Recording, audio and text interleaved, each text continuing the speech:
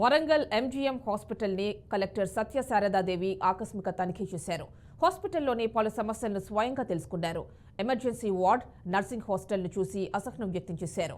హాస్పిటల్లో నెలకొన్న సమస్యలపై గత ప్రభుత్వానికి నివేదిక ఇచ్చినప్పటికీ ఇంతవరకు ఎలాంటి చర్యలు తీసుకోకపోవడంపై కలెక్టర్ ఆగ్రహం వ్యక్తం చేశారు.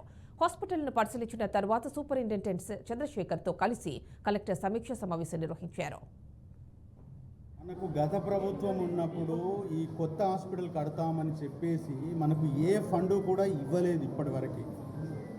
సో కొత్త ప్రభుత్వం వచ్చిన తర్వాత మనల్ని పిలిచి మీ అప్లికేషన్స్ ఏమి అని కనుక్కొని నిజ నిర్ధారణ చేసుకొని ఇప్పుడు అది ఎప్పటికొస్తుందో తెలియదు కాబట్టి అది ఇంకా కొంచెం టైం పడుతుంది. ఈలోపు ఏమన్నా చేసేటివి ఉంటే నాకు వార్ ఫుటింగ్లో రిపోర్ట్ ఇవ్వమని నిన్న ఇన్ఛార్జ్ మినిస్టర్ గారు గౌరవనీయులు పొంగులేటి శ్రీనివాసరెడ్డి గారు ప్రథమంగా 2 సమస్యలు అయితే చెప్పడం జరిగింది. ఎందుకనంటే ఒకటి క్యాజువాలిటీలో మనకు రోజు 200 అడ్మిషన్స్ జరుగుతున్నాయి. స్టాటిస్టిక్స్ చూపిస్తాను. అక్కడ సదుపాయాలు సరిగా లేవనే నేను గవర్నమెంట్కి నివేదిక పంపించాను.